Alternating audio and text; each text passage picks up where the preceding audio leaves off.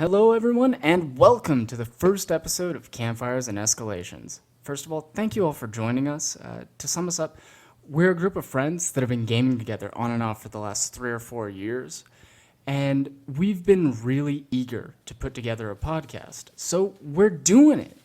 So please bear with us as we learn about the recording and editing processes, and we'll do our best to improve as we move forward. If I could go ahead and have everyone introduce themselves. Hi, I'm Jess, and I play Mara. Hello, I'm Anthony, and I play Val Karras. And I'm Tyler. I'll be playing Skamos. And I'm Jake. I'll be DMing today's game. What we're running is a Dungeons & Dragons 5th edition homebrew, and this is a real play podcast. Since we are a fairly new podcast, let's go ahead and explain ourselves a little bit. Why is it that we call ourselves Campfire and Escalations? Well, as you've heard, we've been doing this for a very long time, and two of the things that have sort of become a theme amongst our group are the moments that our characters have around campfires, typically just anytime we have time to sit the hell down, take a nap, relax, and the constantly escalating scale of stories and situations. And thus, that's Campfire and Escalations in a nutshell. We'll all tell it our own ways, but the end result is simple. We, as players, spend our time immersing ourselves in the world around the campfire. And, to be perfectly frank, just about every game that we've ever run escalates quite wildly. So, with introductions out of the way and ourselves fairly explained, I think that we can go ahead and move on into today's campaign. We find ourselves 80 or so years after the founding of a new nation, a kingdom made in lands uncharted and by a people hardened under the tyranny of cruel lords left behind. Nearing the end of his years, King Audric Borstead rules over his life's work with the aid of his court, the Crowns, who each oversee and manage some portion or aspect of the kingdom.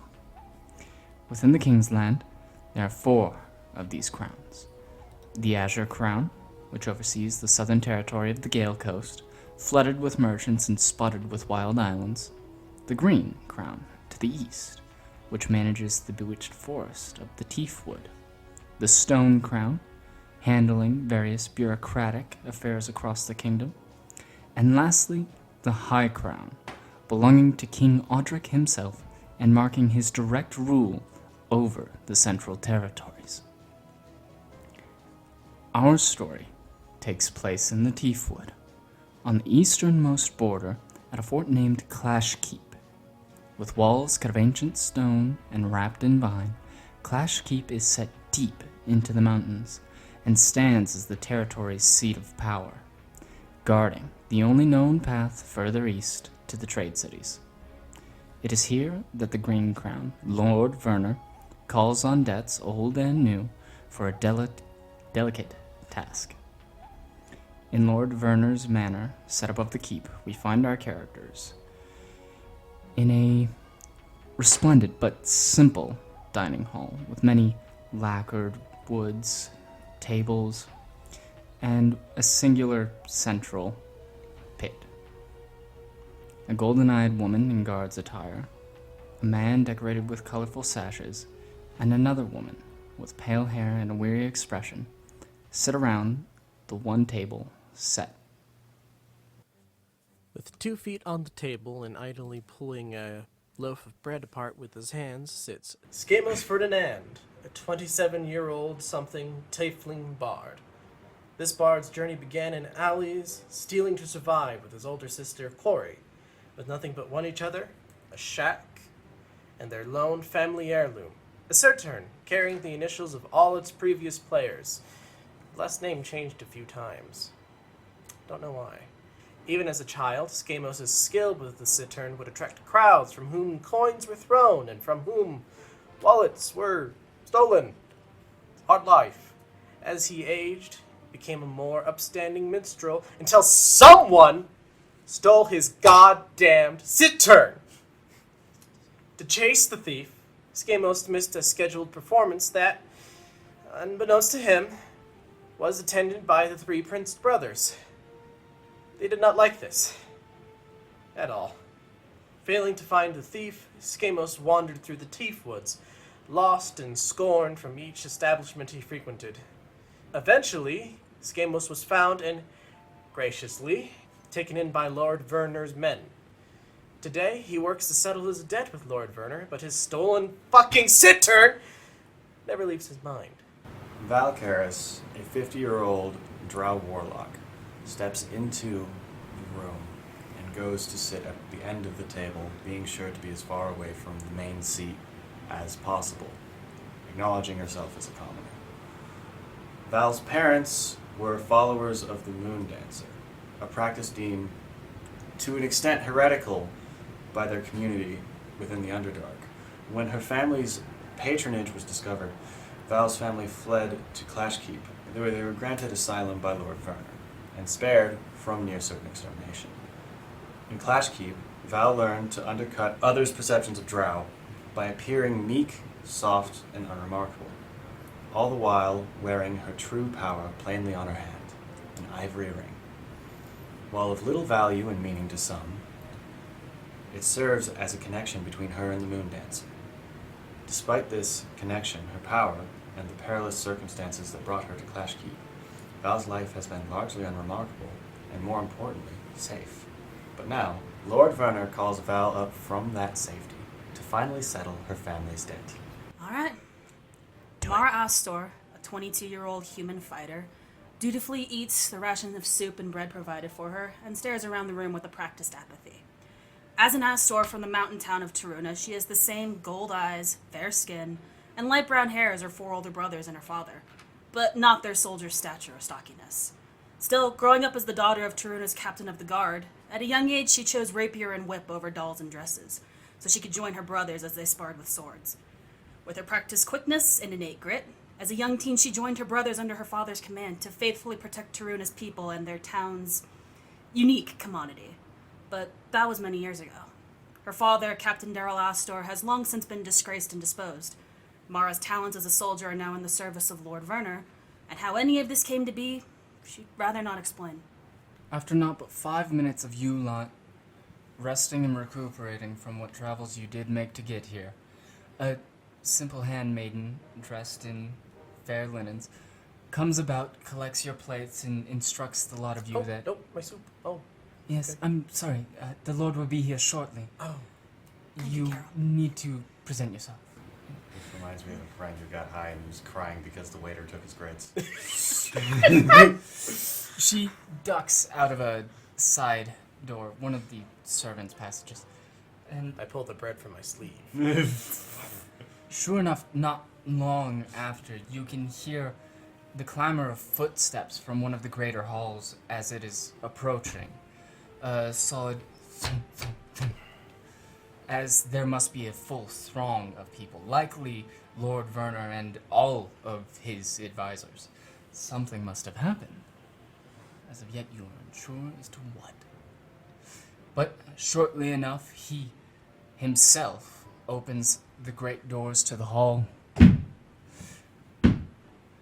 And as he strides in towards the head of a table, taking his place just behind his seat, firmly grasping the head of the chair in either hand, he scours the room, eyeing you each over. Once, twice, then again. He gestures, beckons, really, that the further two, Skamos and Val, move closer to the head of the table, closer to where Mara is sitting. He moves over to take the seat next to Mara, pulls the chair back and sits down. Well, I'm glad to see each of you has made it. You each have the wit and honor to come when your lord beckons. I take my hat off as I sit down, which takes a good 30 seconds. Yes, the horns. Just, A little bit of a jiggle. You get it off with a little bit of a flourish. a pleasure to see you again, Lord Werner. Likewise. I did hope to see you perform one of these days, but it doesn't seem that my schedule's allowed me. I assure you, your men keep me well-tipped Good. and well-drunk. Oh. On the good nights. On the good nights. I would have you know I'm counting on you in a measure for this Oh, assignment. I'm sober for today. Good. Though you will not have to be for this. There is a matter of discretion that requires the attention of all three of you. I've recently come to a man under my protection, and I need to see him safely escorted. That is, in fact, why I have called the lot of you. You see, Mara here is one of my more trusted hands, fairly capable woman at that. Now, Val, I believe you have some latent abilities. You are a... I am a cleric of sorts. Yes, I understood that to be close to the case. I believe they could be using your supernatural abilities on this, if only should anything go awry, you manage to assist Mara in correcting it. And you, Skamos, you are there not only to help them blend in, but I've taken a certain understanding that in your travels you have learned how to defend yourself. I have had no choice but to do so. And I will attest to this in court. Perfect. Well, then it seems I've gathered the right lot for this. You see, this escort, he is a peculiar man. I need him to Longbrook not only safe, but undisturbed. He has a certain measure of information that I have deemed vital to our high crown. There will be king's men waiting for you in Longbrook. They will be there in just over a week's time, and they will stay there for about 3 days, keeping the disguise that they are simply on patrol. Now, it is up to you to get him there within that week's time, or by the end of the King's Men's patrol. You will have something close to 10 days, I believe. These are all estimations, of course, as the bird we sent is run afoul bad weather. We saw it coming in just before we sent the bird out. Now, I would advise you not waste too much time, but I've heard some rather unsettling rumors through my kingdom. Several of the villages seem to have been beset by some very unwelcome guests and some unnatural problem. I don't ask of you that you solve every trouble on your path, as that would only get in the way of your assignment. But if you could handle any of these strange events, either on your way to Longbrook or preferably on your way back, it would be much appreciated, and I would be sure to pay your efforts in kind. Now, I suppose you'll want to know a little bit about the old man that you'll be escorting. He is a strange one at that. He is a hardy fellow, as I've learned from my talks with him, but he's a very quiet fellow. If you were hoping for discussion with the man, he's fairly tight-lipped.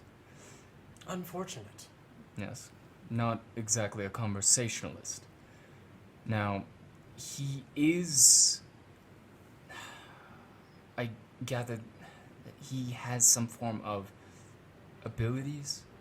I doubt he will be keen to show you any measure of what it is he can do, so I would not count on him to really help you with much of anything. He's been given his basic provisions for the trip. We will provide you whatever supplies you may need, aside from horse and carriage, as unfortunately, due to the bandit presence lately, that will simply draw too much attention. It seems they've been knocking off any of the wagons that haven't been waiting for escorts. Fairly unfortunate. But if you have questions, now would be the time. I would like you to leave before this day is over. What is the weight of the importance of this noble, or...? Not a noble. The closest we may be able to surmise is he is some sort of learned man. He is a traveler and a seeker of knowledge, a purveyor of lost arts. A lore master. Of sorts, yes. Interesting. Unfortunately, you said he was tight-lipped. Quite. Tragedy. He did little more than express to me the importance and prove it. Any of the erroneous details he's saving for the High Crown. Gods forbid I step in the middle of that business. Aye. As I step into the middle of this business. Oh dear. Oh my. Should be interesting. Do as you ask. No more, no less. Very well. Should you descend the plateau at the base of the keep, you will find provisions waiting for you, and the old man will be waiting by the gate. He may give very little more than a nod or a wave. Don't be dejected, just keep an eye on him and ensure that he reaches Longbrook. The path you take there is up to you. Very well, my lord. It shall be done. Lovely. Right away then. Off with you then. Fair winds to you. I would try to get some headway in before the storm catches you. So we'll be leaving now. Hat goes back on, takes a good another 10 seconds. Lord Werner reaches behind him as an advisor, fills his hand with cup and wine. He gives you a nod and a short salute. Be off then. A fast salute and out the door. Val stands, gives a short bow, and rushes after the soldier. I grab a piece of bread from the table and then I go. You leave crumbs in your way. Alright. As you lot press out of the manor, you enter the courtyard, beautiful and evergreen as always. There are vibrant colors filling your senses, but unfortunately you've not the time to admire the gardens. You head past I the attempt fountains. to do so anyway. You soak in many vibrant colors, and you realize that there are quite a few strange plants in here. Quite a few that you're fairly certain you'll never figure out what they are.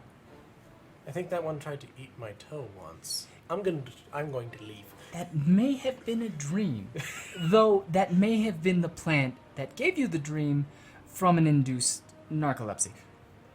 Cactus quench. I It's the speed up. quenchiest. Wait for me.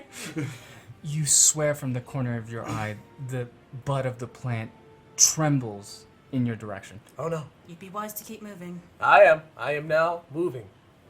Not stopping. As you do, you're sure that the bud of that plant ceases to shudder.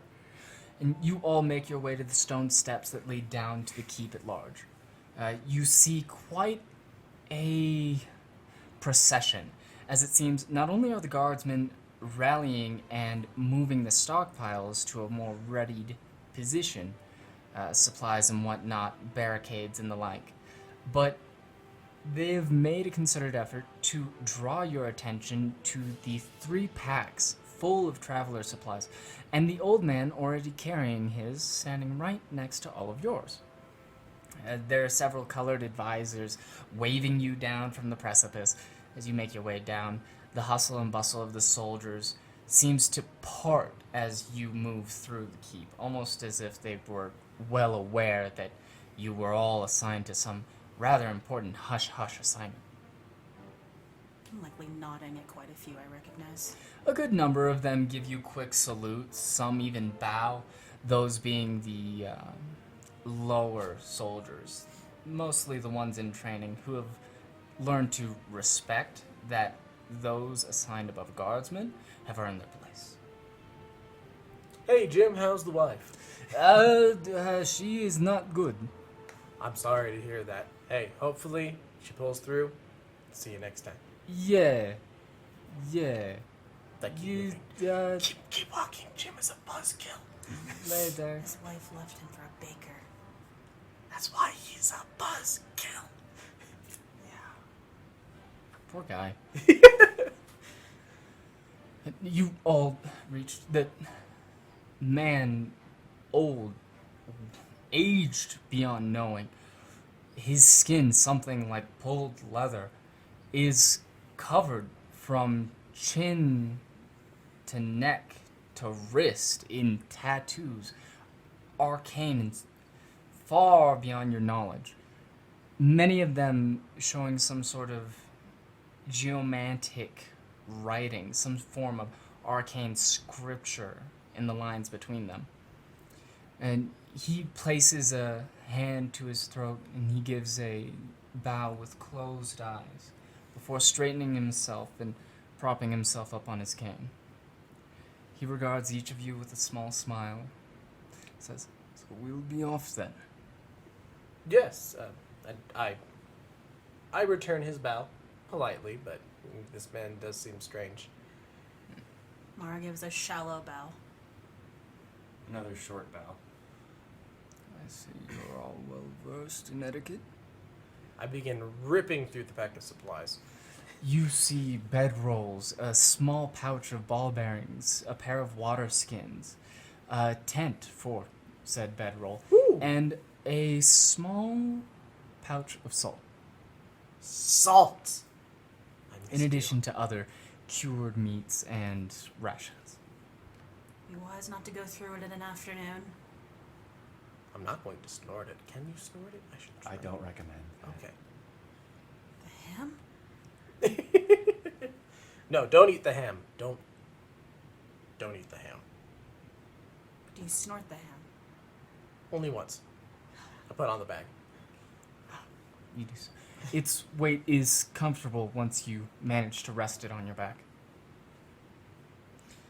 And I assume a lot of you pack up? Mm-hmm. Yes. The gate is very quickly drawn for you as you are all released out into the Tiefwood. You hear, see, can even smell the nature at large. Not terribly offensive at that, but the howl of wolves can be heard far in the distance. You see a fox jetting after a rabbit, barely ducking into a hole before the fox pauses, frozen almost as if in time, before jutting its face straight into the hole and staying there for something like 10 seconds before giving up on the rabbit. Are either of you hunters? No. They found me in these woods. Weren't you lost? Very. In fact, I think you are familiar. I may have. Were you in the bar last Saturday? It was a very, very. It was. Well, when you came into town, there was a lot of gossip around the fool who'd been lost in the woods for a week. 3 days. Week is an exaggeration. It was longer every time someone else told it. That's fair. I may have also Last said time I heard it, 2 it was a months. Oh. It would be assigned the Lost Bard. A pleasure. And fortunately, they have you to guide them. You know me, but I don't quite recall you. Mara Astor. Skamos. A pleasure. Sure. I'm sure it will be for all of us. Val Karras. My father was the baker. Not that baker, the other one. Oh no, but I'm going to tell everyone anyway. No. Wonderful. I was the baker. You dog. Hashtag free the baker. Here we go. First meme. Alright. You all set off on your journey. You see, abruptly upon exiting the gates, the greater path leading straight into the deep woods. Some of you are familiar enough. Not Skamos, Nope. exactly. No. No. But Val and Mara know that if you were to take the greater path, it would split off at some point, heading further north. What is it? Northwest and southwest, heading likely through the towns of Dalhall and Taruna, respectively. Were you to go straight south, you'd likely be capable of spending some of your personal coin on more provisions if you felt like it in the proper town of Clashkeep, situated less than half a mile away. I will trust our navigation to you. The stories of the lost bard. Time! Exaggerated, yes. Everything else, less so. But you did eat the cactus? I did. Terrible mistake. Terrible mistake. Always peel and boil your cactus. Doll Hall would be a good stop, but we wouldn't want to go much more north than that. It depends how far you can walk. She Okay. eyes the old man. He seems to be a little apprehensive. He's definitely studying the makeup that is his escort. His eyes dart back to you every now and then. You can tell he's looking for tells. So, I don't know much of Doll, but Taruna and Flashkeep are ready options, I would think. Might have something to pick up in Flashkeep, actually. If it's on the way, I don't see why not. I wouldn't mind seeing a town before we head off. I've been stuffed up in that keep for a day and a half. Well, Flashkeep it is. If you've no objections, Majority rule. I'll begin walking. It's probably the wrong direction. Someone This should way. stop me. Just either walk in front or behind me. Just The man in rags gives Mara a short nod before he presses on past and follows the fool. more preferably in front of me. The walk is a fairly short one, fairly brisk at that as it is in a decline in your favor. The town, as you come up to it, is littered with cottages just sparsely scattered about the town. There's a town square in which there are quite a few market stalls.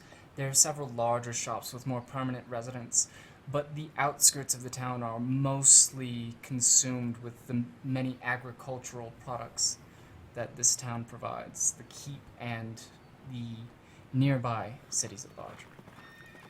So you head in. One of the ladies that Val is actually familiar with, dusting a porch, raises her hand. Hello, Val. How are you doing? Wonderful. I'm on, what A was it? super secret important mission that we're not supposed to tell people I don't about. think you should say that much out loud. Expedition. What was that, Val? I can't hear your friend. Oh, I've been given a job, She waves back at Skamos.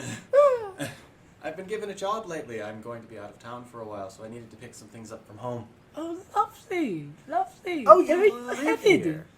Huh? Oh, Where are you headed, dear? to the bakery. I'm heading to the bakery. Yes, but where are you venturing, dear? Longbrook. I'm going to Longbrook. Oh, Longbrook, then. It's been so long since I've been. If you do see any of my family, do let me know. You will be coming back, yes? Yes. Wonderful, wonderful. Let me know how the Moors are doing. Okay, I will. All right. You have a good day then. You too. Yeah. She waves you each off, giving a sweet smile as you pass by her house on the edge of town. As you head further in, you open up into that marketplace, the many goods being traded between the commoners. Largely some more exotic fruits that are kept in people's backyards. They seem to be trading not for coin, but for more goods. Several of them are trading services, such as simple linen shirts and whatnot. You hear the bleating of goats as they pass just by the market. And as you walk just a tad further through, you see your parents' bakery. Wonderful. I just need to be in very shortly, and I'll be right out. Keep it short. And I'm going to. Don't let him wander off. And I'm just going to. I'm as soon as they walk off, I'm just pulling out the fiddle and tuning it. Immediately after Val splits from the party, the old man lowers his eyes just slightly and looks to either of you. I may be old, but I do have good ears. It's not much point in whispering around me. Just so you know. I was talking about the bard. That makes sense. We certainly mean you no disrespect, sir. What was that? Understood. I am a stranger in these parts. So I rush into the bakery to pick up my armaments.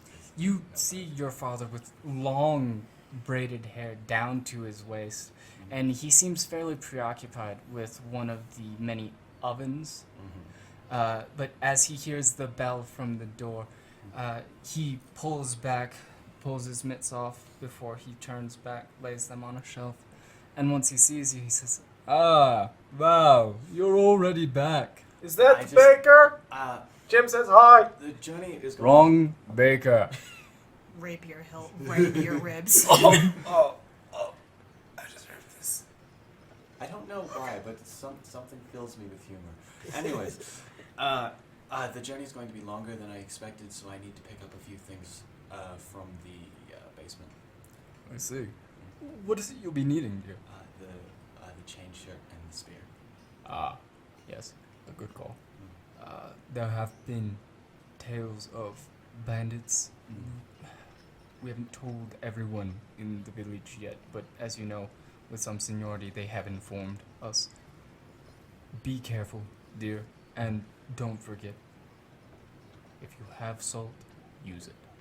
All right. Alright. He hands you the key to the basement. You pop back out the front door and you go into the cellar. All right. Go down the cellar, open up chest, crossbow, bolts, rapier. Modest supplies, but definitely enough to defend yourself with. Yep.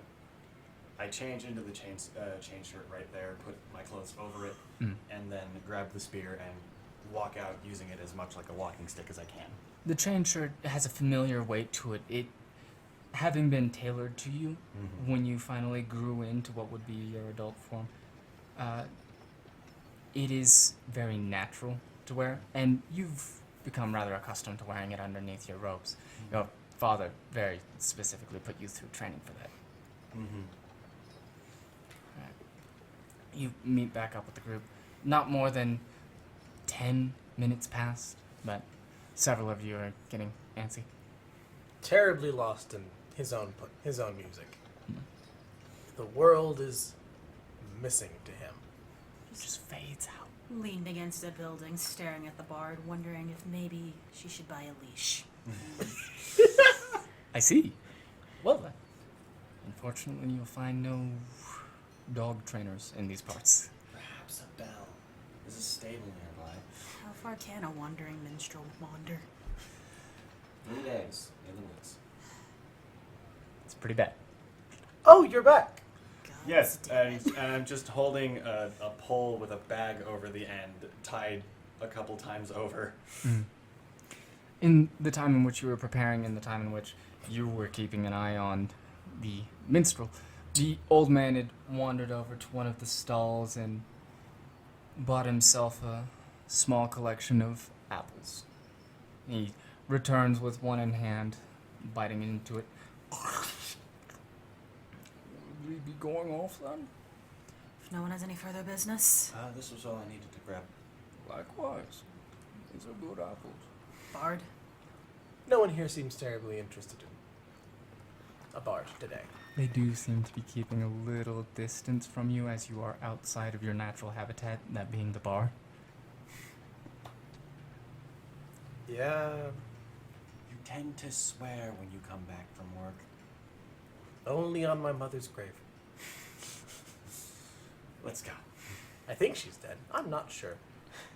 Story for another time. Another time. You lot pack up, head back on your way. How is it that you travel? Do you head to Dalhall, Taruna? Those being the major way stops. Well, what's Dull Hall like? Well, it began as a pair of mercantile camps, one of them logging, the other trading. They were started by a pair of brothers on a plateau that featured extraordinarily rich wood. It was supple, dense, and yet at the same time lightweight. It was incredibly durable and pliable. It held almost any quality that a carpenter desired from it. That said, beyond that, the grove in which that logging camp found itself was blessed with bounty. They've had a constant season of logging ever since they've made their camp permanent. The mercantile camp at the base of that plateau is largely a fishing trading post. They move the lumber down the lazy streams and fish for themselves. I've always wanted to see the Grove of Dull Hall, but What is Taruna like? It is a strange colony, if nothing else. Rumor has it that it was once set to be a masterfully crafted city, but as it is known today, it is but a large town situated at the base of a mountain. Its most noticeable feature is easily the scarred land surrounding it, blackened, almost as if everything refuses to grow, almost as if it's been starved. And yet, in the land at the center of that scar, at the base of that mountain, they have known nothing but bounty since the years of their inception. They are most famous for producing what is known as one of the highest quality medicinal herbs in the known kingdoms. I feel like we would gain more going to Taruna. Mara is noticeably tensing. I'll go ahead and roll perception, but I guarantee you... You could also roll insight.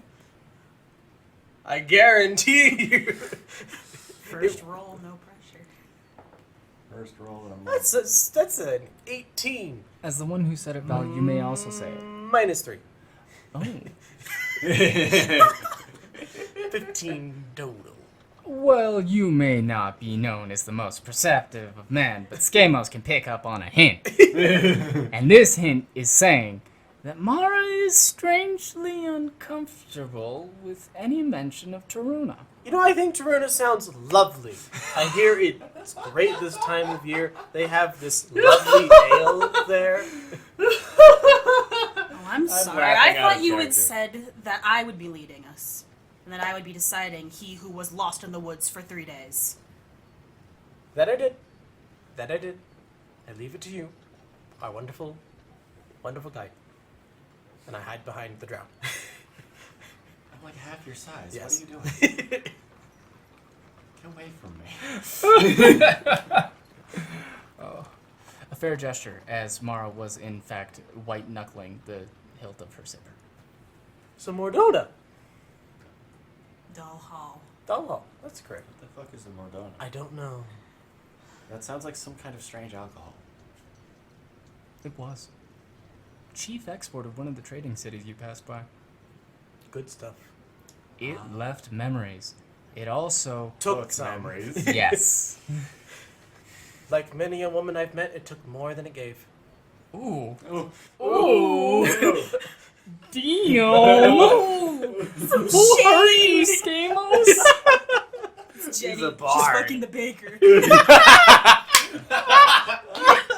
Quack. Oh, man. It always goes back to the baker. Free the baker. No. Hashtag free the baker. With the headstrong implications of Mara, it seems as if the party is headed towards Doll Hall, the mercantile camp. I hear it's lovely this time of year. Love Yeah. to see it. The Grove has been known for its exotic splendor. There's just something about the ever-growing woods that make it almost inspiring. And if we go, I'm going. Val starts walking. Believe me, you want nothing to do with those northerners. Sounds like a story. We can talk and walk. We can walk and walk. Ooh. You walk and walk. I'll talk and walk. I don't know anything about the Northern. Unfortunate. You How keep do you talking. feel about spiders? If I stop hearing your voice, I'll assume that you've wandered off. Very well. Well, one time when I was The trip non-stop. goes on and on and on, and after what seems like an hour, in what was really only 20 minutes, you come to the fork in the road, and Skamos soon begins to mumble as he sees the path to Taruna, but quickly snaps out of it as he sees Mara's intense gaze. Not so much the intense gaze, and more like the slowly drawing saber. The sound effect definitely If you helps. want to be lost again for another 5 days, be my guest, but I'm not coming to find you. So, Dull Hall. And the path to Doll Hall lies before you. Forked to the left, you take the southwestern road. It begins to become a little rocky at points. The hours and the days pass fairly uneventful. you hear the many chirps, crickets, and bird sounds caught in the forest, of which I will not emulate because I cannot do that. How is this road?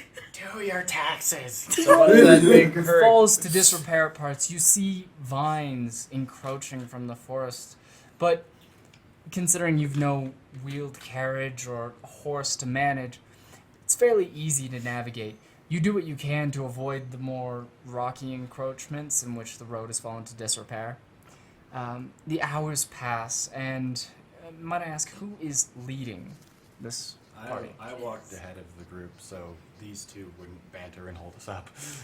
Yes, a good call. If you could go ahead and just roll me a d20 for the day's progress. D20 plus. We'll go ahead and call it your pathfinding roll. Okay. Plus anything? Hey, wrong game. Look, I didn't say pathfinder. It's pathfinding. Trademark. That's a thing. Trademark. Next session we'll have completely converted to 2nd edition. Oh shit! I'm not ready. I know. I'm just fucking with you. Is this plus anything? Survival, even I would say perception. Things that I'm not good I'm at. gonna go with perception. All right, let's see that roll. That is an 11. All right, 8 plus 3. Yes. Not so bad.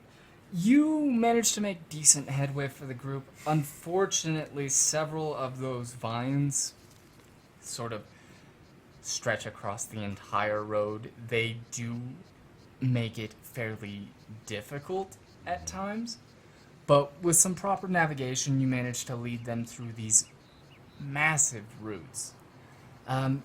You can't help but feel like some of today's progress was stolen by the terrain, but you managed to keep people up to pace Okay. in the sense that they had to keep up with you.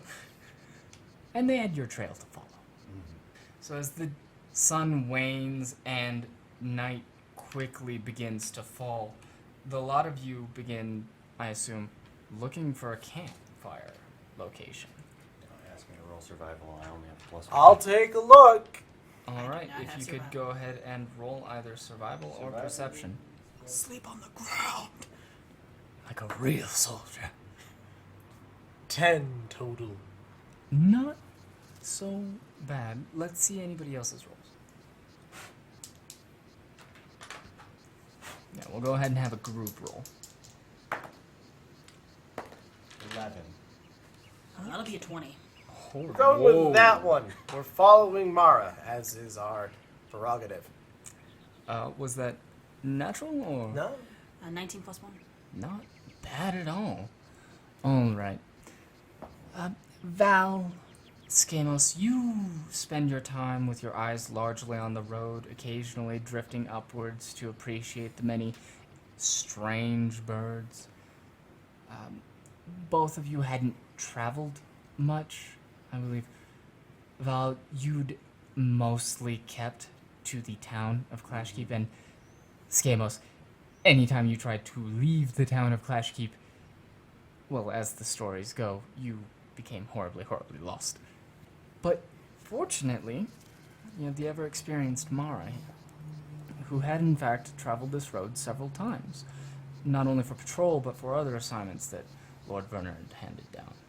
And as you lot walk, and several of you make note on the days passing and the nights falling, Mara moves forward with confidence until leading just past a set of bushes and then underbrush of the vast canopy that makes up the deepwood, and enters into a clearing, backed on two sides by this almost hollowed out alcove from a large jutted up rock.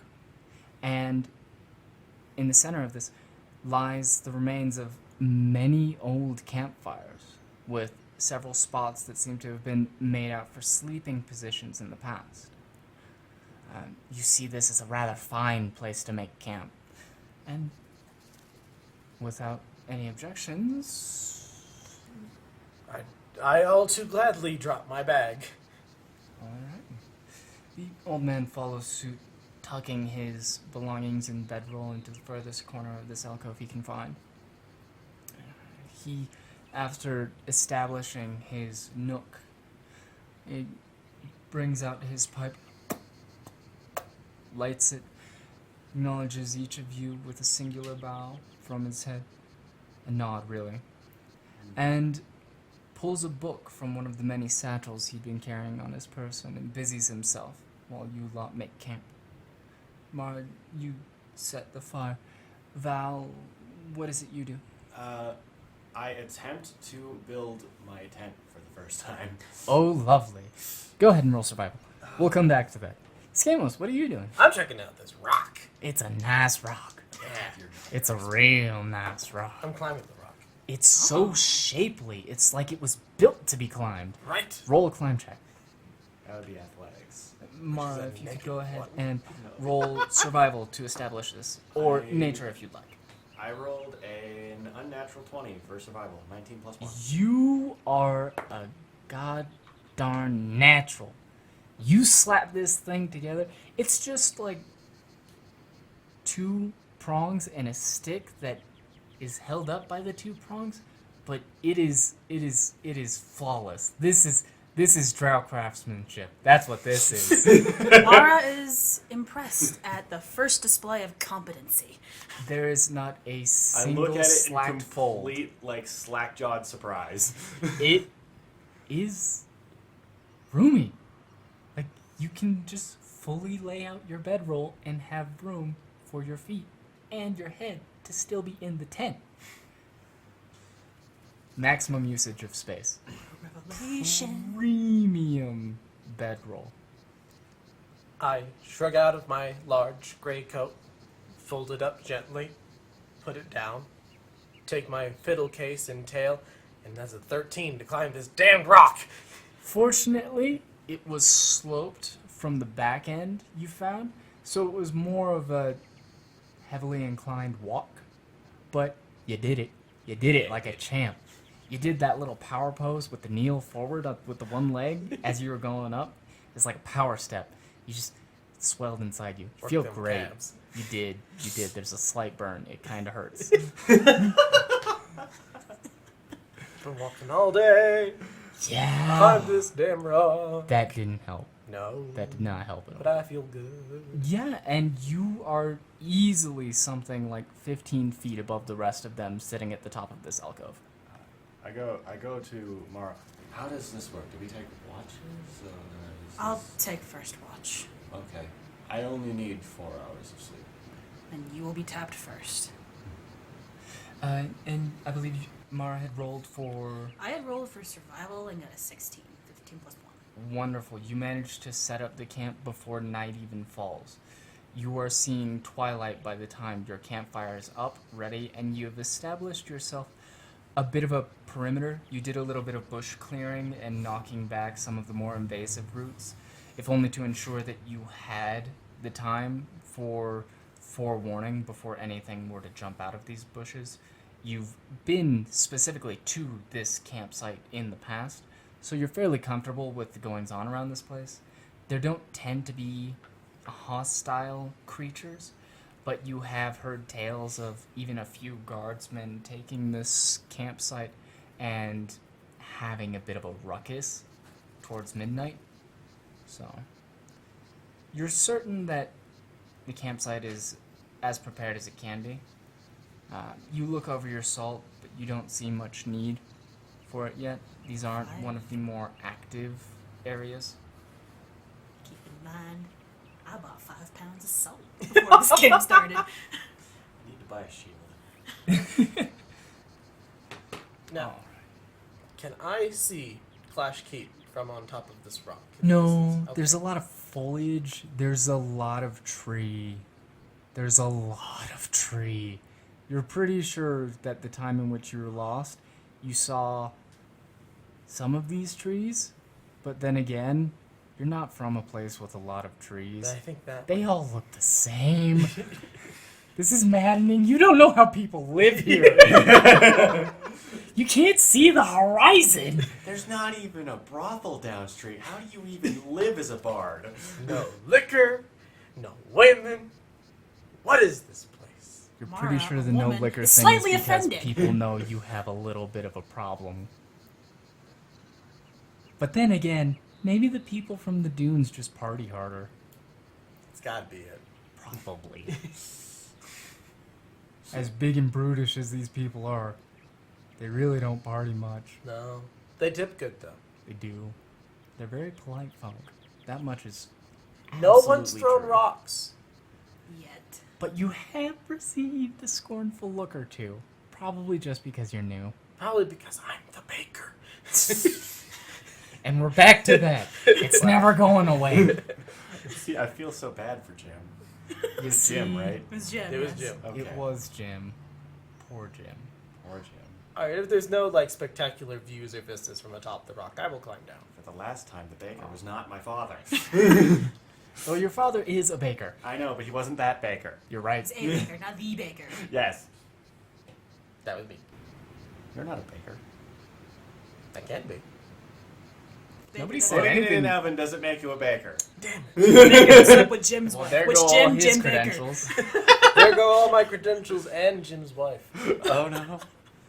To be fair, we all knew Jim wasn't going to keep her. She was an out-of-towner. Oh no. Poor Boone. Can't say too much about her. You could. It's just rude. How is camp? Have and will. I love Camp. Jim, but how's camp? Camp thus far has been a pleasant experience. Your compatriots, your party members have yet to really screw anything up. So by soldier standards, they're doing a bang-up job. I'm currently staring at Tyler. We'll get there. Oh, we'll get there. The trouble is yet to truly brew. Yes. How will you keep yourselves busy now that you have this stretch of period before exhaustion sets in, before watch begins? Well, if I can actually manage to set up my tent, and on a 0, I don't. Really? 3 minus 3. No tent for Skamos. Wow. You reach into the bag that you left on the ground and you pull out the supplies to make the tent. It's basically 5 sticks. This can't be hard. You pull up the cloth, you throw the sticks together, and you realize you broke one of the prongs when you threw the bag on the ground. But it's probably fine if you prop it up just right. So you go to set it up. It's a little wobbly. You go to drape the cloth on it, stretch it out, tie it up. And every time you go to tie it up, it falls. Am I allowed to take pity on him? And you give up pretty quick. So you just throw your bedroll on top and you're like, I'm good. I take got it, out the guys. sticks and I'm just going to use it as a blanket. Yeah, you just wrap the tent around the bedroll and it's like you got a double blanket. Perfect. Look at these guys not being creative. I pull out an actual blanket. And Not it character. looks warmer than the tent. Am I allowed to, like, take rude pity on him Absolutely. and help build his thing? Absolutely. So I have to make a roll. Yes. I like He how, broke his tent. I like how before I even That's before a we 3! Wow. You, like, you take 3 You steps kind and of- fall on his head. you kind of force him out of it. You're like, get the hell out of it. You're honestly But I making just the got rest of us look comfortable. bad. Rats are going to gnaw your eyes. Okay. Get out. you unburrito yourself from this tent, shimmy out of your bedroll, and you watch as she desperately tries to fix the camping gear that you broke. You don't even know how you did it. It's not your fault. You should have packed it differently in the bag. Faulty equipment. Absolutely. What did you even do? 11. Yet you don't know how, but he busted this thing. You've never had to repair tent gear, but as you set it up, it's just a lopsided tent. Like, it's short on one leg, so it's really just a lean-to. Upon Val coming over and helping, she actually suggests, why not just build this against the inner wall of the alcove? I think that's the only way this tent is going to work anymore. You take her advice, slap it together, and sure enough, you find a pair of worthwhile divots in the wall of the alcove where you can sort of jam the broken sticks in. And he has a half cave wall, half tent lean-to. That'll deter most of the rats, but some are tenacious. And big. I keep my knife I close. can't tell if you're being serious or if you're just trying to scare him. Does it matter? I Nope! can sleep here I too. climb into tent. It's fine. Val's concern for her own well-being is very apparent. If you're afraid of rats, it's going to be a much harder journey than I thought. I'm not afraid of rats or spiders or things that crawl, but I also respect them and don't like things nibbling on me while I'm eating. While I'm sleeping. I don't like it while I'm eating either, but mostly while I'm sleeping. If you didn't break your tent gear, I would assume you would be fine. Okay. Let's just poke my head out of the tent. Thank you. Close it. You can only close it so much as there's nothing to close it against but the cave wall, so it kind of just hangs there. It's a good enough shield against the natural elements, but you can't fasten it to anything. There's very little privacy. If somebody wanted to flip that open, they just could. Mara is angry just looking at it. That's it. It works. It's pretty decent. Way better than the little double blanket tent idea. Way better. You don't know what you're thinking. I gave up. That's what I was thinking. Yeah. Yeah. I know exactly what was going through my mind. Hey, to be perfectly fair, from your perspective, you took what life gave you and you rolled with it. And that's what a bard no. does. Into a burrito. Yes. Literally rolled with it. Ah. I quit. Oh, you caught that. All right. So, how do you keep yourselves entertained now that you have actually settled your camp situation? How is it that you all while away the time? Can you tell yourselves any stories around the campfire? I draw Mara. Hmm? Just from the little tent flap, just pull out my painting supplies, and anytime she's actually sitting still enough to not glare daggers in my directions, is just I'm gonna roll perception to see what he's doing. He is sort of just sticking his torso out of his tent. and then it immediately wobbled and then 4. He's drawing Oh, tentacle wow. porn. So that was a 7. You I'm not trying get to hide the it too sense much. that he's, one of those artistic types, and that definitely looks like artisan's gear, likely some sort of illustrator. Probably paint. You don't really know what he's doing, but he's looking towards the campfire, where I guess Mara is a lot. That's right. retreat. He shimmies his torso back into his lean-to. Mara continues to polish her rapier, pretending that she didn't hear anything that just fucking happened.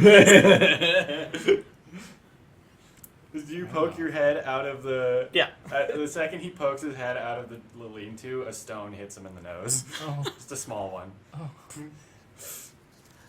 Not again. Nobody appreciates Skamos. It was like one of those dirt ones, so it's kind of soft. It was it kind of broke on the bridge of your nose, but it was It's like fat camp all over again. it was just a little Oh. jab. Probably don't appreciate you eyeing the only other female and Skamos will remember this. oh yeah, on your HUD you see bottom left, it popped up, it's there. Okay, so I know who I have to kill next. No, I'm joking. wow, this is turning inwards fast. I am annoyed, but I can't promote this. You can only assume that Val is Jealous. maybe Wisdom of 5. the alternative is possibly She she's has a sort of wisdom of 5. one of those protective types. Possibly. Maybe she just doesn't like bards. Oh my god, maybe she's racist against tieflings. She is. The drow, really. And that's more or less the available trains of thought. Hey, you can have your own. Those are just examples. I'm going with all of the above. Oh, that's a lot. That's a lot. That's a lot to think with 5 wisdom. Hey! To be fair, he could just be overwhelmed. He thought it was a rock for a second. It drove him on this whole, flashback train. I mean, bad times is a bard that's disrespected, yo. Yeah. I'm starting to feel a little bad about the bullying that's going on. That's just what happens when you have a bard in the party. Yeah, sometimes. Skamos handles his illustrations with a little more discretion, relying a little bit more on his imagination as maybe... No, it It's has so much worse! That's a lot worse. No, it has to be accurate. Well, you take your peeks, but you are very wary of the dirt clods as they will fuck up your eyes. At one point, there is no dirt clod. There's just like, he goes out, and then there's just like, it's like there's a second flap. Val is positioning some sort of protective screen. And it's just like a stick, and then the blanket draped over it. Maybe let him keep what keeps his sanity. I don't need to wake up with a fiddle down my throat. Now, I I'm can not still going hear into you. the euphemisms there. The minute I said it. Yeah. No, So they are obviously keeping themselves busy with white versus black spy antics. What is Mara doing? Mara is polishing a rapier and contemplating the deck of cards in her pack. Deciding whether or not she really wants to start a game. Just more or less. I pull out the pole and take my blanket to my tent and seclude myself in there to pray for a bit. You meditate on the blessings that the Moon Dancer has brought your family, and it brings you a warm sense of peace.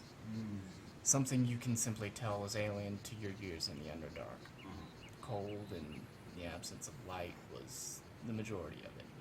Granted, it was a civilized place with its own set of rules, but it certainly didn't cater to the nurturing of young, which is something that you found very odd when you first came. It's all a very heavy train of thought to be on your first real trip away from home. Just gonna roll something really quick. Oh, personal roll. Val is homesick. Aww. That was fast. Yeah, it was. One day. Like 6-ish hours ago. It just about. It's like, this is going to be bad, I just know it. I'm the baby of this group, 22. To be fair, comparatively to like end of life, You're probably the most well-adjusted. Probably. I'm not considered an adult until 50 years. You're not considered an adult until like 75. No, with elves and 5e, it is listed at 100. The lifespans are shortened. Really? Lifespans are shortened, and To a they're degree. and they're considered adults at 100, not 75. You a baby. Alright, little baby. Val is how old again? Huh? No. Val is 50. 50. Yeah, she's well into her teenage years. Which is weird. So, the night passes. It finally becomes time for first watch. Who would be going again? And how many You watches said would you there were be? going first, and That'll then you most were likely be gonna- me, yeah. Yeah, and then you were Alright. gonna send me out. Yeah. Because I needed the least sleep. Right. And she still does not trust you guys. Would Val then be taking the... Second and probably third watch because she sleeps the least. Yeah. Okay. This okay. one watches over nothing. And also, you I know, can help with at least some of the watch. You watch your wits. You'll Oh. be just fine. Oh. This I can do. I'm just I will imagining. roll. I'm just imagining him drawing a hamster on a wheel and looking at it. Maybe. I would like to roll a perform for the drawings. By all means. Oh god. That 16. Alright, disfigured. 1 minute. She has 2 eyes. She has 2 hands. Hey, I got really good at hands. I had to. Like, shit. If everything can look great, but if there's no hands, You had settled on for something a everyone. little more impactful than the backdrop that you currently had, and it decided not only on catching the frame of this obviously seasoned soldier, and instead focused on following up with your color work, and letting that entire piece be characterized by the absence of color, largely in the background. It's a very stark piece for an empty canvas. It's almost as if she's sitting upon the log before the fire, sharpening her blade in a place alien to any other. It's fairly well done. You, if you continued to touch it up, could likely sell it for a modest price, but you definitely wouldn't find a collector looking for it. No, this is fine for my purposes. Oh God! Yeah, sure. And that is when I break out the weaving materials. Oh no. Oh, he's making a sock. Oh no! It got worse. No. It escalated, if you would. At the campfire. Y'all need to backtrack and So just hard. In all seriousness, if anyone's like watching him draw, when he's not being hit in the face with a dirt clod, he's like just That was like once. three dirt clods. Okay, the last one he was a counted. seed. He is taking it fairly seriously. He is, if nothing else, passionate in regards to his works. It is kind of difficult to do all of this in your tent. It is kind of suspicious when you're the only dude in the party and you're like peering out of your tent to do that. It is additionally exhaustive when you are in your cramped lean-to. There is plenty of room to move around, but to move and work is difficult. Well, now that the drawing is done, he'll actually Skamos will step outside closer to the firelight, prop the picture up against like the portion of the cave, and he pulls from his bag this long, beautiful coat of this deep blue material, and stitched into it, in and at every corner, are figures of people, places, some of them familiar to probably each of you, a lot, maybe not. Most notably, like a few jump out. There is one rather detailed of what looks like a king swinging an axe rather wildly, a large serpent rising out of a dune, this magnificent waterfall coming from the sky, all just stitched painstakingly into this cloak, and he just sits down, finds an empty patch, and starts copying the painting. A beautiful moment, to be sure. Though I will say there's plenty of room on the patches, on the coat, as Skamos has many roads yet to travel. Mara, Val, you see this man laboriously dedicating himself to his art. And not only after painting, he is now transferring what he has made to yet another medium. I feel bad now. Good. No. I feel bad by getting fucking stitched into a quilt. You see, of course, Mara, the iconography that he depicted of you, a little nondescript, as he was leaning more towards an impressionist visage of you, more the idea of you than your likeness specifically. Though he did copy some of your characteristics, such as your brown hair and golden eyes. Attention to detail, for sure. Seems like a rather private moment. She'll just keep watch, but make a note to be a little nicer. The first watch, go ahead and roll. And this can be, again, perception or survival. Oh. That is a 9. Plus your perception. That's total. That's total. That's rough. Oh. Alright. The first watch goes with some ease as a number of the characters are still awake. Val has retired to rest herself so that she will be ready for when her watch comes. But Skamos kept himself up an hour or two into your watch, painstakingly working on his mediums, until he finally grew wary, sighed with a breath of relief, and Good night, as Mara. most of the stitching was finished, he tucked it away rather gently before taking the canvas of which he had worked on, working the piece out to be stored safely, and retires to his tent. Good night. She just nods her head. Where's the old man? Does he have his own Oh, tent? Or? he has been smoking rather happily, poring over one of the tombs that he'd pulled from his satchel. Goddamn chain smoker. He has yet to cease. There has been a regular, periodic billow of smoke pouring out from this man's nostrils. He's the only one that got a pipe set. Yes. Yes, you did. And it is a fairly simple, if engraved, set. He is seemingly never running out of tobaccos. He pulls not a bag or a case to contain it. He simply reaches into a fairly sizable pouch, taking up the right side of his hip, thumbs it a bit, and pulls from it a wad of tobacco as he stuffs it into the head of the pipe after cleaning. And he seems fairly intent on staying up at the very least during your watch, Mara. He is making not a single sound, and as far as you can tell, the man is as comfortable sleeping sitting up as any of you would be in a tent. A hard man, to be sure. Well, you can be. He respects the silence that you bring.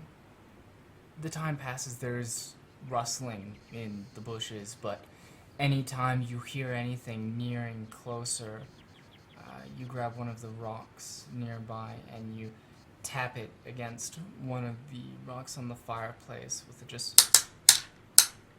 And scurrying seems to grow distant, almost as if you were likely scaring off smaller vermin. Rats. Possibly. Rats with knives. Rats. Rats are bad.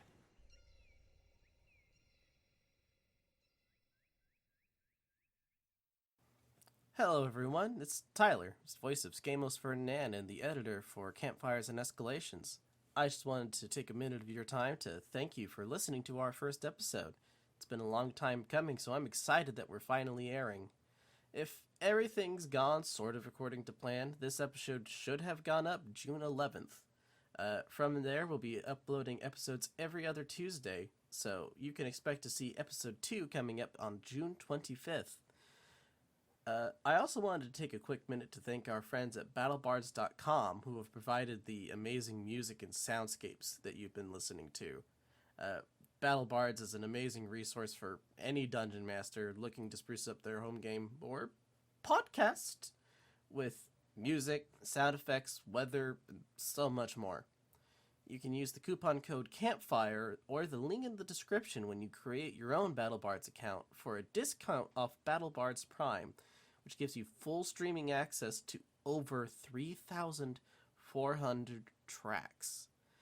It's an insane number, and probably more than I'll ever use in editing this podcast. I hope so. That's a lot. Again, that's coupon code CAMPFIRE, one word with no spaces, or the link in the description when you go to make your own BattleBards account. And again, thank you guys. It's been a wild ride getting this podcast off the ground, getting everything sorted, and editing. We talked about it briefly, but we have never done anything like this before, so it's been quite an effort to get this off the ground running. Figuring out all of our equipment, figuring out that we had our microphones pointed the wrong way for a lot of recordings, which is kind of embarrassing to admit. So, yeah, I apologize if the audio quality is not quite what it could be, but come season 2, it will be much better. We've learned quite a lot since our first days recording the podcast, and we've made leaps and strides since then. Man, I'm starting to ramble. I've taken up enough of your time. I'm cutting here in the middle. You'll be hearing from me every other week, sort of in the middle of the episodes, to talk about the things we have happening, where you can find the podcast, what days you'll see us put up content, and any other news we might have for you guys. Alright, that's enough from me. I'll let you get back to the episode. Again, thanks so much for listening. Back to the show.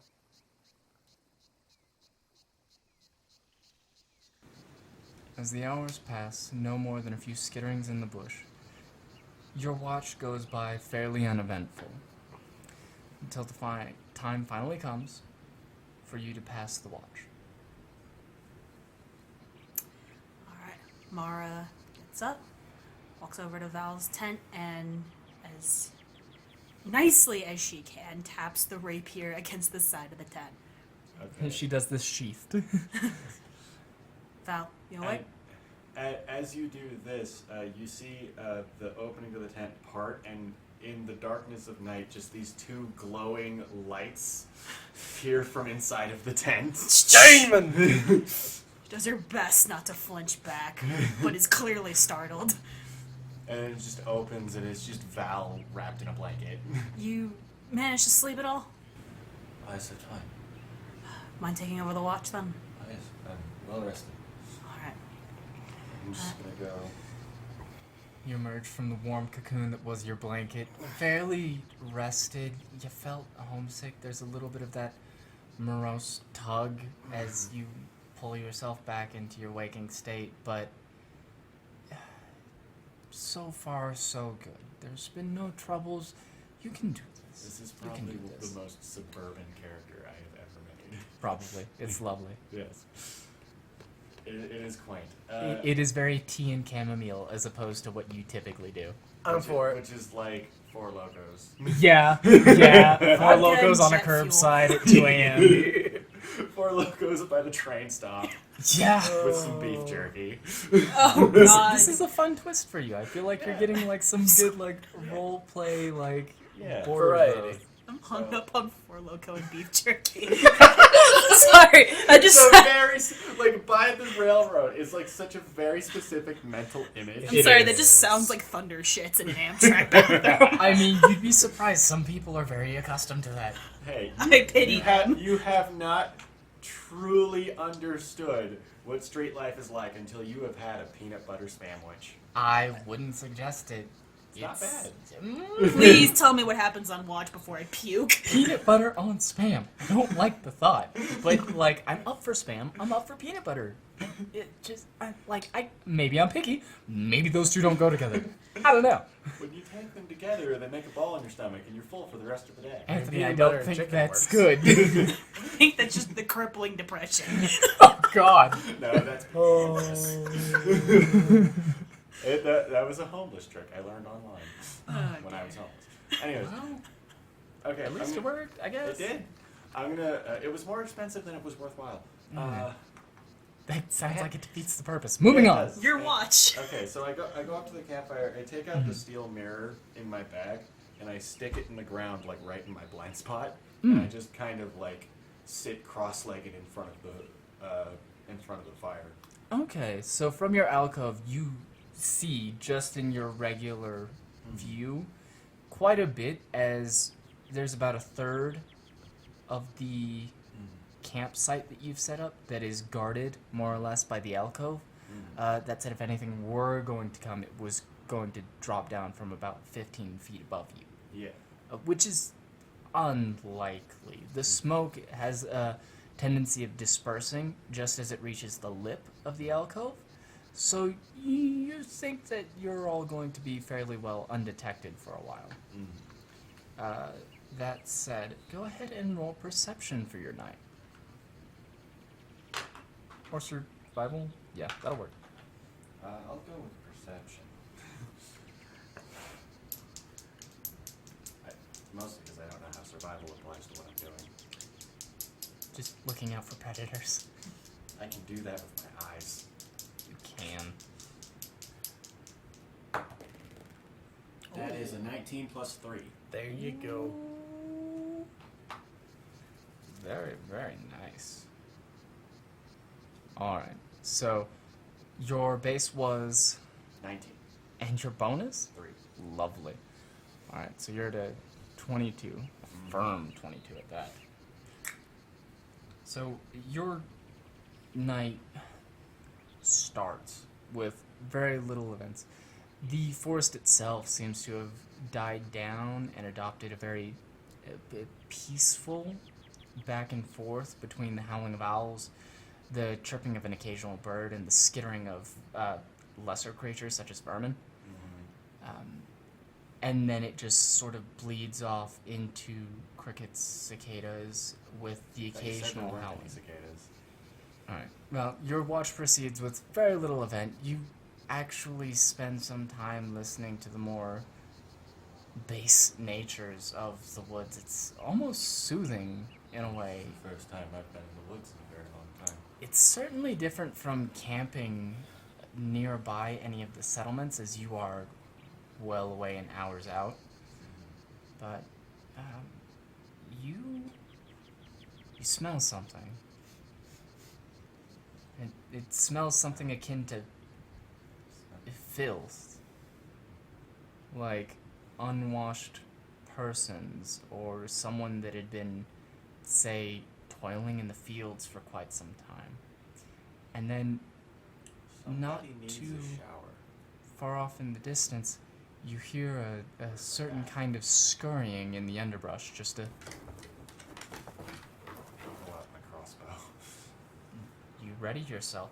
You're unsure as to what direction it's truly coming from, but it's definitely some sort of scampering.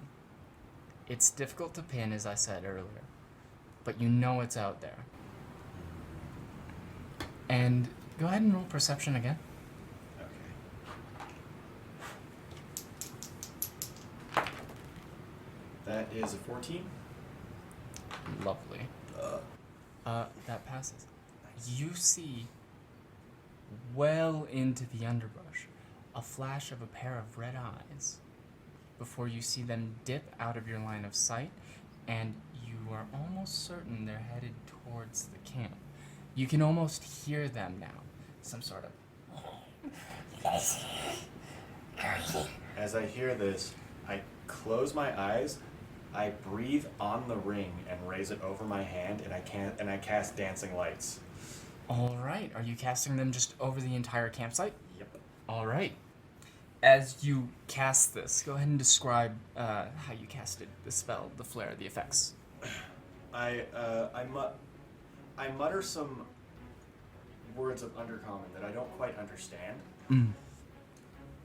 As the air on the ring circulates around the ivory and shoots up in a white cloud that condenses into 4 orbs and shoots out 20 feet aside from each other in a square above my head, sitting maybe 15 feet in the air. Okay. Alright.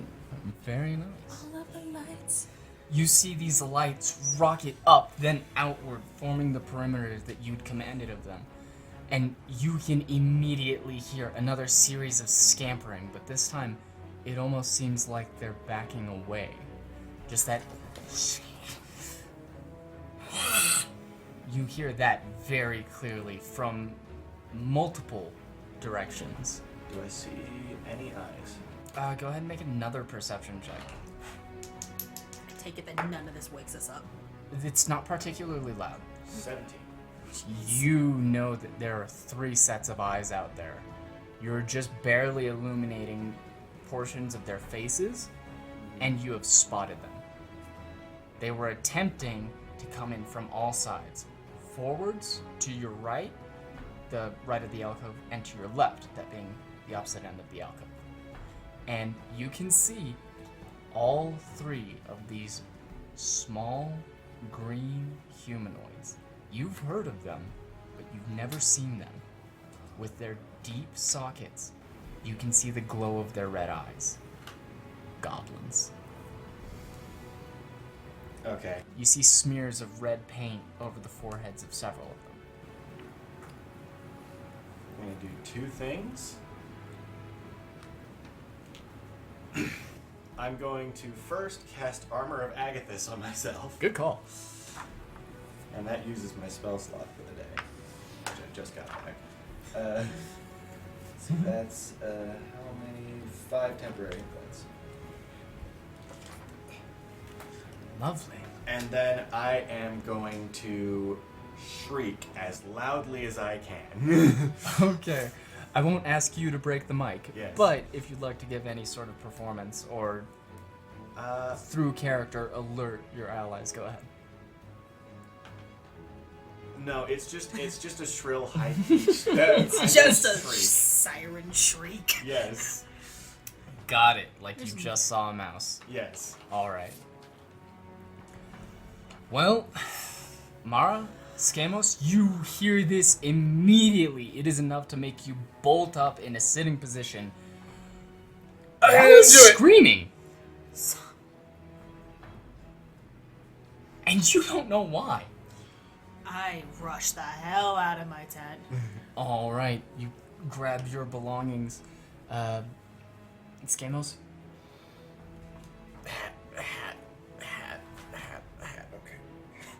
You take your second to fix yourself up, look presentable, you know. Then I crawl out. If you're going to die, you're going to die with your hat and your boots on. Absolute shit boots. God damn it, Scamos. Scamos half rolls out of his lean-to and he's like, shit, boots! Leans back in, you see his horns just barely poking out from the lean-to, and you just see barely his boots poking out from the opposite end. Then I climb out. All Scamos, right. do not shit in your boots. We have company. You, Val, are being set upon by a small band of goblins. Before you can make another move, one of them looses a bow towards you. I need to get shield. You already put up Armor of Agathis, so you should be good. It did take them a while to find the initiative to follow up, though. After this, it will be initiative rolls. Holy crap. That hit. God damn it. Not good. Armor of Agathis only really works if it's melee damage. Oh, I'm sorry. But the temp health. The temp health is nice. The temp health is good. It doesn't have the recoil. You take 4 damage plus 1. There goes my temp health. Yeah, that Well, there pops goes my spell slot. immediately. From the goblin in the center that you had kept best vision on, you couldn't see anything below his crooked fanged nose, but you hear the twang of a bow, and an arrow, crude at that, flies straight through the underbrush, stabbing straight into your sternum. And as your Armor of Agathis shatters, the arrow drops harmlessly to the ground after having been caught by what was your temporary HP. Oh no. Oh no, this is bad. Very bad. Fiddle. Initiative. Fiddle. Everyone roll initiative, please. Initiative. Plus 3. 5. Okay. 8. Oh my. Yeah, not great. We always shit our initiative. We might rolls. be getting shot up a bit. A little bit. 13. 13. Okay, not so bad. Alright, run that by me again. Who is highest? Seemed to be me. 13. Alright, you're at a 13, so let's put Mara there. 8. I'm at a 5. Rough. This kind of in close quarters. I don't know if a whip is the best thing. Yeah, That's right. why you're the rapier. Yes. But you have two-handed fighting. Or do have two-weapon fighting. I do have 2 weapon fighting. So you can hit goblins at range while hitting goblins at melee. I at least want to separate them. That is certainly what you can do. Well, they clearly have ranged options right now. They do. They do currently have a ranged option. Alright, now that we have our initiative down, Mara, you're top of the board. You just saw an arrow whiz straight towards Val's chest. Normally that would have sunk into a man, but you saw it stick in the air just before blood was shed, and some sort of energy crack off of Val's chest, and the arrow drop harmlessly to the ground. And Val proceed to start shitting her pants over it. Oh no. Mama said that Alright. would hold. It didn't hold. Didn't hold. Okay, from my 10, like, which goblins can I see? And how far are they? You're not sure. Make a quick perception check. There are lights, so they are no longer hidden. Ugh, that is an 11. You can see the one closest to you. As you were hanging off of the left of the alcove, Scamos was off to the right, and Val was more or less towards the center with her tent next to the old man. You see the one furthest to the left, and it is ready to encroach through the underbrush, and you can see it ducking low, almost as if trying to retain some semblance of stealth.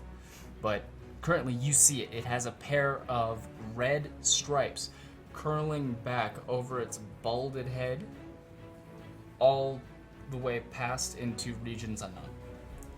Alright.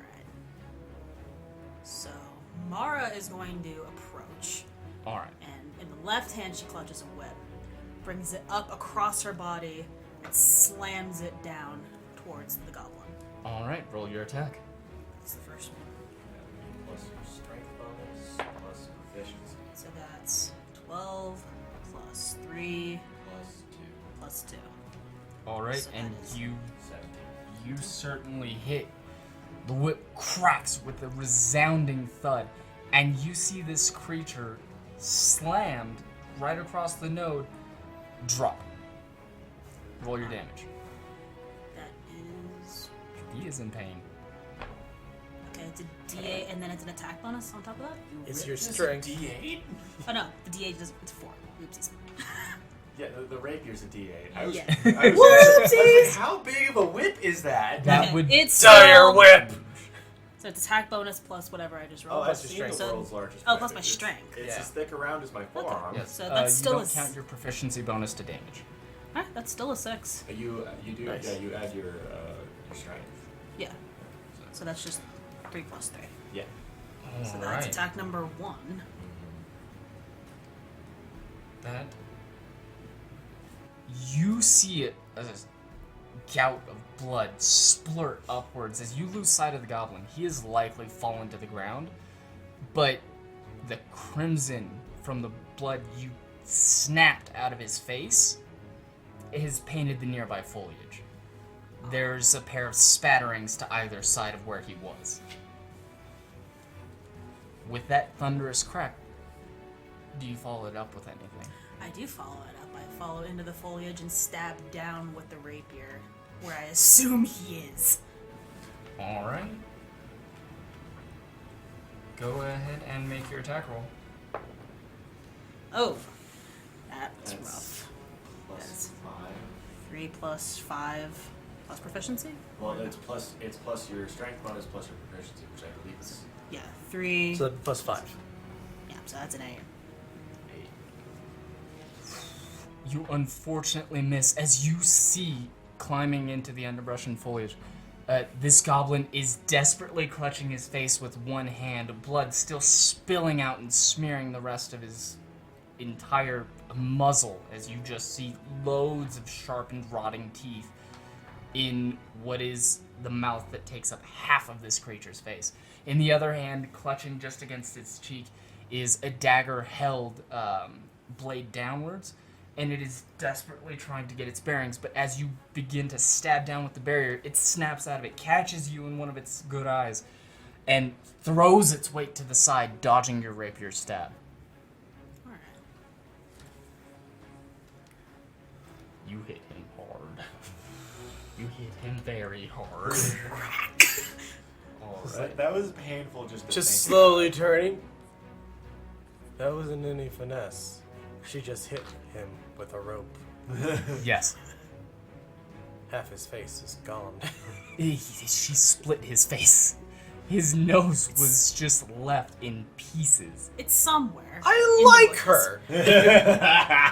Oh, no. Kickmaster Skate Mouse. I am not buying stilettos at any point. Oh no! We were already there. Look, we didn't have to be. We rolled into some wholesomeness. Wholesome is my job. This guy's job is filth. For once. For once, we switch places. Yeah. This it's is pretty such a twist. What a twist. I am not doing the Shamalama Ding Dong. I am not doing that. Alright. Moving along. But now, the Greenskins take the initiative. The one from the underbrush that had previously fired on Val just comes straight out of the underbrush, having moved forward out of its cover with an arrow fully nocked. You see this crude bow barely holding the string that is about to loose yet another arrow into your chest. Alright. It I'm like fires. shaking, holding this fucking crossbow. AC. 15. Alright, and as you see it railing back with nothing but fury in its eyes, it looses the arrow, and this sharpened twig careens off well past you. Off into the night sky. You hear chirping and then silence. I'm okay. You were perfectly okay, but whatever I'm was okay. behind you in the woods is probably stuck like a pig. I'm okay. Yes. The goblin just sort of frowns, begins to get frustrated, and then you see it throw the bow on the ground before it starts rummaging through a pouch in its back. The one that had just had its nose split open scrambles to its feet, barely clutching the dagger that was in its pocket. You see it reach into a pouch behind it, Mara, as it clutches a small set of stones in its offhand, covered in blood. But these stones are strange, transparent in nature, but they're glowing red. As it throws them at the ground at your feet, it is going to make an attack. As it throws these stones, you hear it scream, "For the boom, Chief!" Shit. Boom, Chief. Yes, for the boom, Chief. And as these stones hit the ground, you see them shatter immediately upon hitting the hard-packed ground and rocks that were there, and fire scatters in every direction. No powerful explosion, no damage to you, but the ground that you were on has just been set on fire. Oh, shit. It begins to scream as its now empty hand goes back to its split face. Where's the fire? Right on Mara. Oh, no. Yes. So on your turn, that square will be on fire. The embers are spreading, the blaze is beginning, but it is not damaging you yet. Out of there. Lastly, for the third one that had been encroaching on Skamos, that one leaps from the underbrush. After running a short distance, you hear it panting a little bit as it makes it into the clearing. Just like kneeling down, opening up the fiddle case, tuning. And where's Skamos on the map? I have a figure, son. That's him? Yeah. Okay. I had assumed him closer there because the old man was about there and the Tub was about there. And you hear that crackle of fire, that almost explosive thundering. Definitely not the whip. The whip had a little more of like a lightning, like whoosh. This was like whoosh. And so you're starting to think, what do these guys have? And you see soon enough as this one as well reaches into a pouch behind it and pulls out a set of glowing rocks. Oh no. And it moves to throw them at you. And it as well screams, "For the boom, Chief!" Fuck your boom, Chief. Are those cutting words? I don't have cutting words. You need cutting words. I can only have so many spells. AC. 14. Okay, this hits. Rock. Yes. Initially, you don't think much of these stones as they just look like shiny rocks. You're like, ooh, free gems. And then you're like, wait, there was just a kafoom. Where did that kafoom come from? And then they land at your chest, and fire spreads. Ah! My body! My beautiful body! It's on fire. It is on very much fire. It's a good thing you have fire resistance. Yes, he do. does. This is a delightful moment Oh, God. in which the resistance is applied.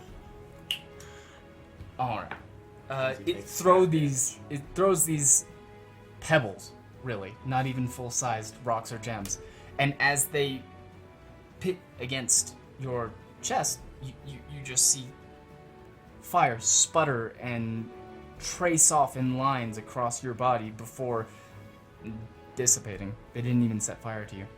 3 points of fire damage. So 2 or 1? You take half? Yeah. Is that it? Okay. We'll go ahead and round up. Yeah, we'll round up. Alright. Yeah. I will let you know. I play by the books. Fair enough. I play by the rules as best I know them. Should you strike an enemy with an odd number, and they have resistance to that number, they will take the greater. I feel that's only fair. Yep. So moving on. More fire! You hear a few of them chanting as they begin to do a little back and forth hop on their little squidgy legs. They are turn? filthy. They are covered in filth. They are disgusting and they smell terrible. But yes, it is Skamos' turn. I'm gonna reach into my coat, pull out a cigarette, just like shove it against what little embers there are on my chest. Nice try, but I'm hotter. Vicious mockery.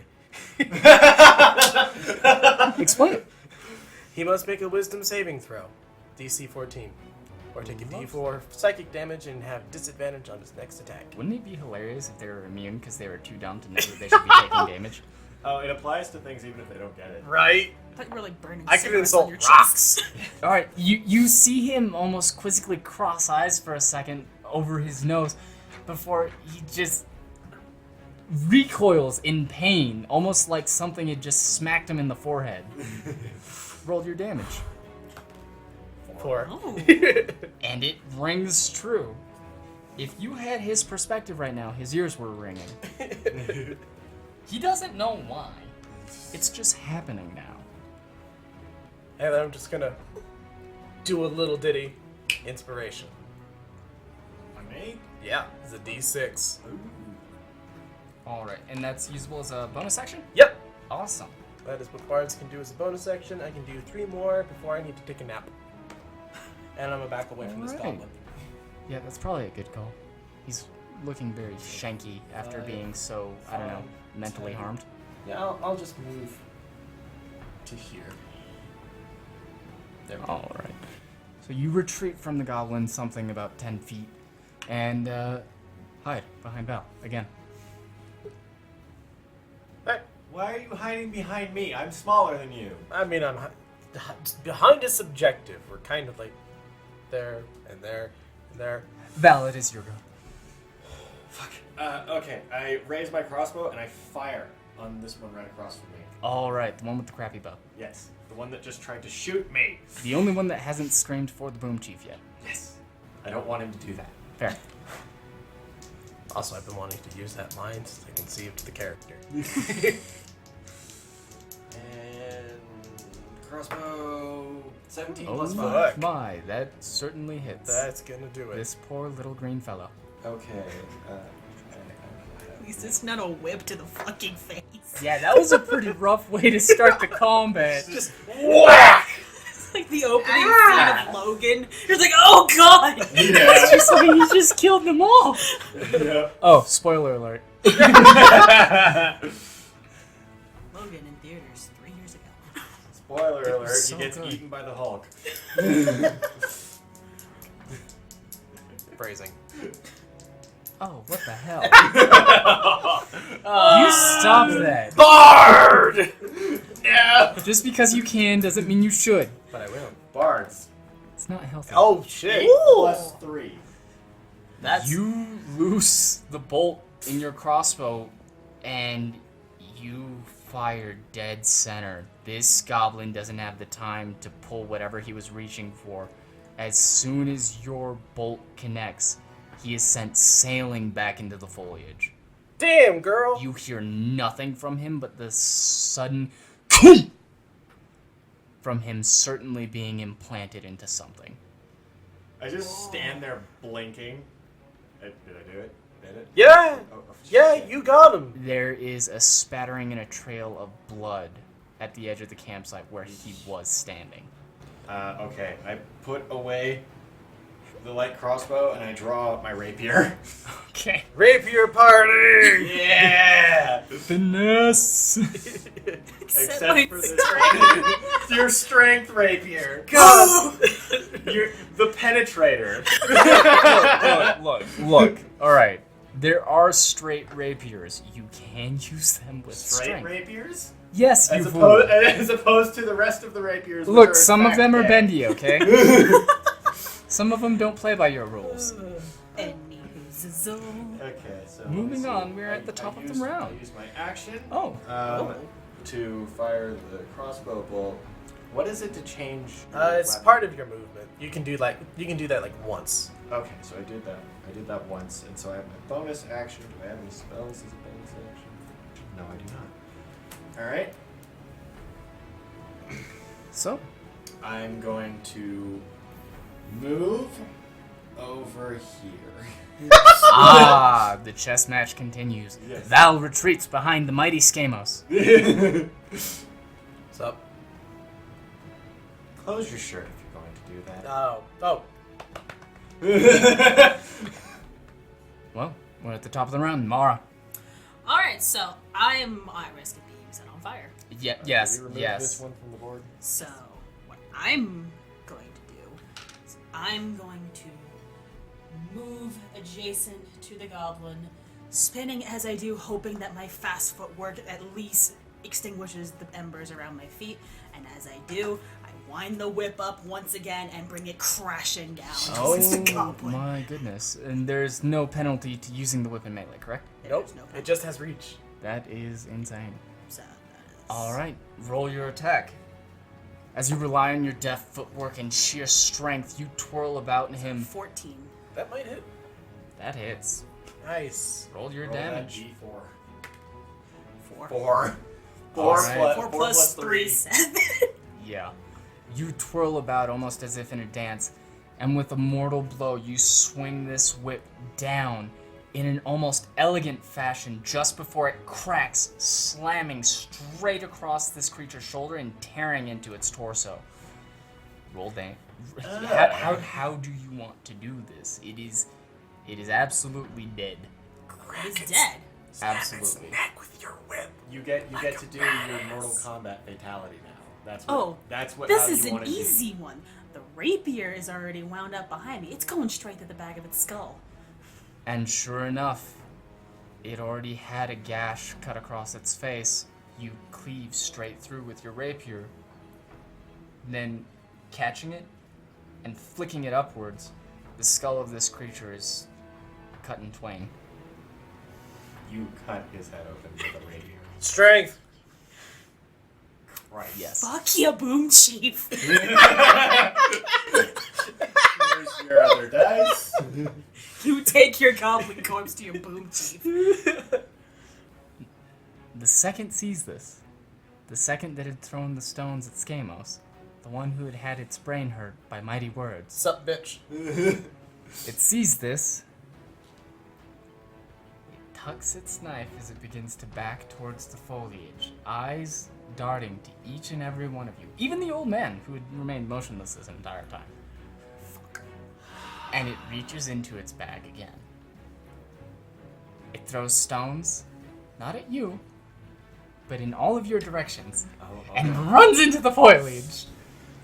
Can I do a thing? He is going to be hiding after making his move Okay. and throwing stone. Okay. So everybody go ahead and make a dexterity saving throw. Plus 3. There's 15. Alright. 2 saves and a hit. Mara. 2 stones come sailing straight at you, slamming into your chainmail and spreading fire. You take 6 points of fire damage. That is half my health. The goblin has absconded. He has run into the foliage, and he is going to hide.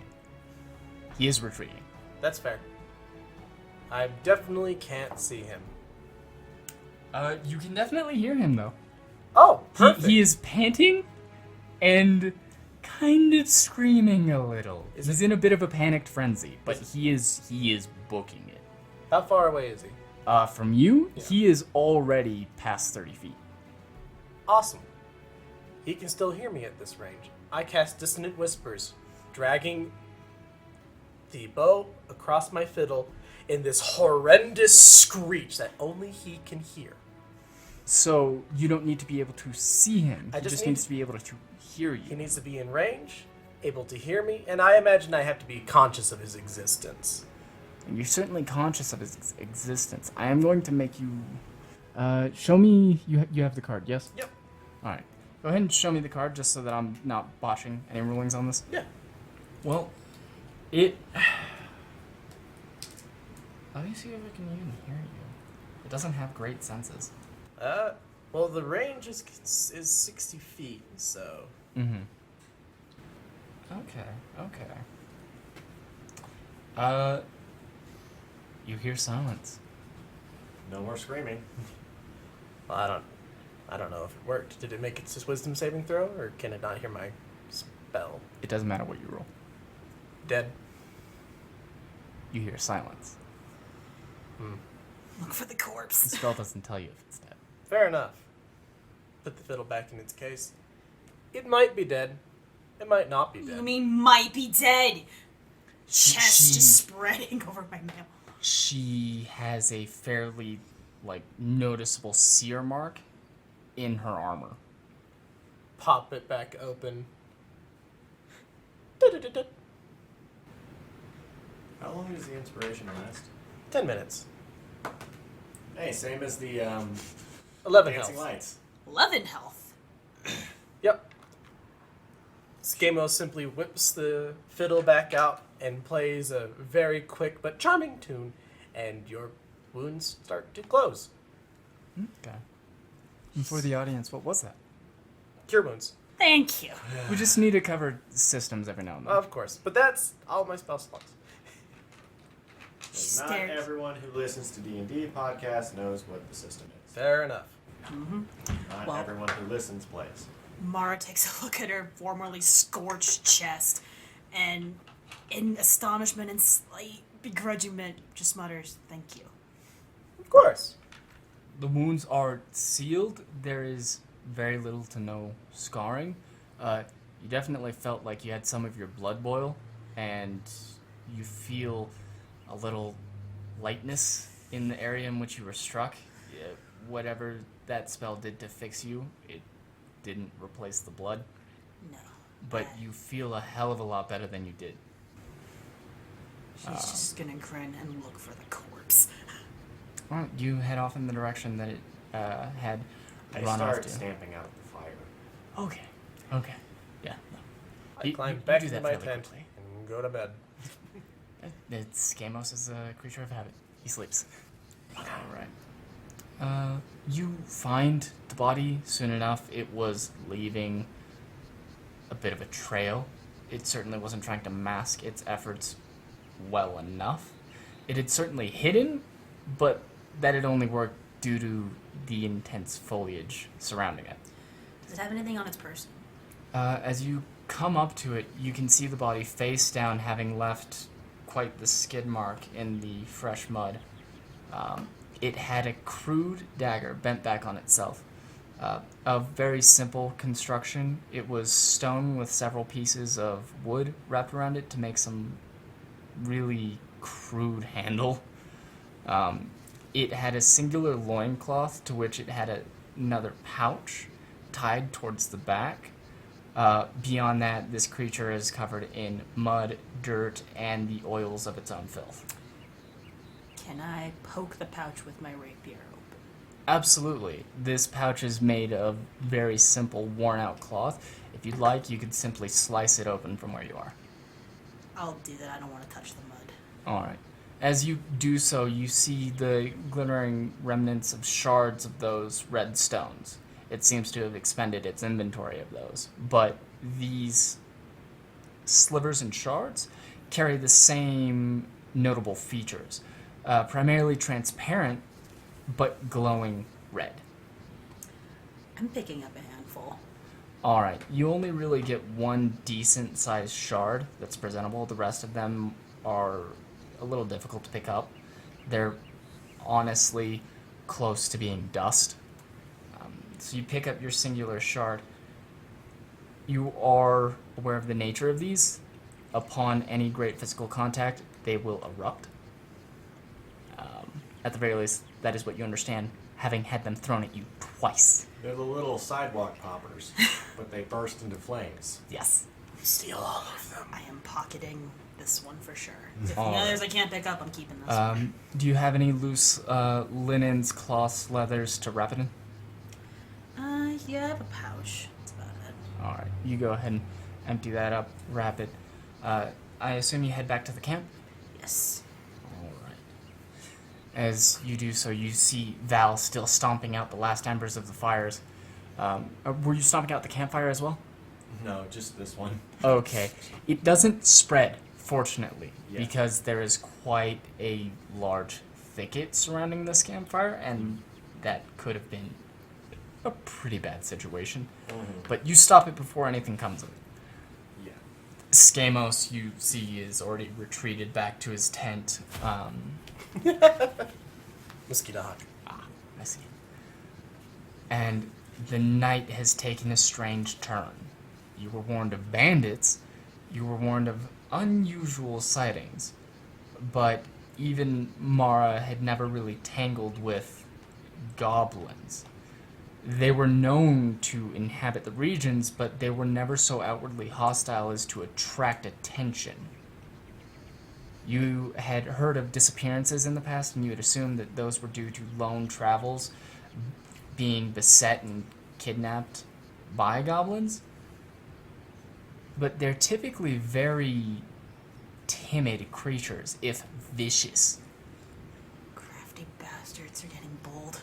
For them to have not only a tool, as it is very obvious that they all had tools, but for them to attack a group at a known campsite, that is bold for their kind. This is certainly one of the troubles that Lord Werner was warning of. As you are all left to ruminate on your thoughts of this matter, I believe we close the session. Yes, this is unfortunately all the time we have. Thank you guys so much for joining us. So we close the night with Val and Mara considering how to approach this newfound problem, while Skamos dreams wistfully in his sleep. The old man remains silent. Next time on Campfires and Escalations. Frieza defeated. God damn it.